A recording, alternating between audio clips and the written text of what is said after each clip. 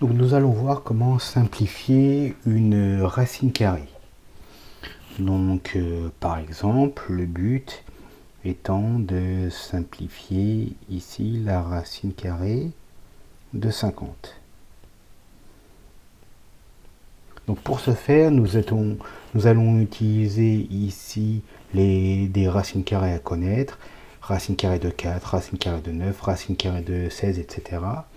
Et notamment, ce qui est ici important, c'est de voir ici les carrés parfaits, ce que je souligne ici en rouge. Par exemple, racine carrée de 64 égale 8, racine carrée de 81 égale 9, racine carrée de 100 égale 10. Et voici les carrés parfaits que nous allons utiliser et les racines carrées associées. Et nous allons aussi utiliser une règle de calcul sur les racines carrées, à savoir que racine carrée de A fois B est égal à racine carrée de A fois racine carrée de B. Bien évidemment, il faut que les deux nombres A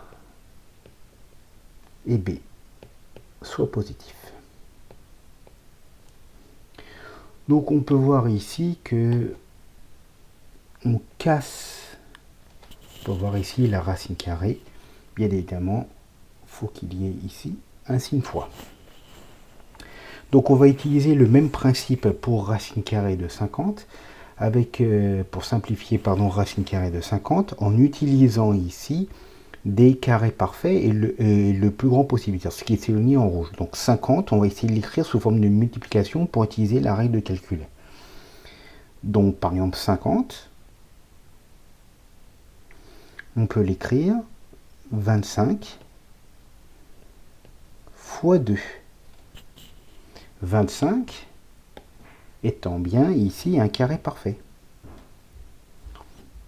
Et donc maintenant j'applique la règle de calcul, à savoir je casse la racine carrée, et donc en utilisant la règle de calcul ci dessus, donc ça donne racine carrée de 25 fois racine carrée de 2. Or, racine carrée de 25, si elle est connaître, ça vaut 5. Donc, ici ça vaut 5. Racine carrée de 25, ça vaut 5. Donc ça donne 5 fois racine carrée de 2.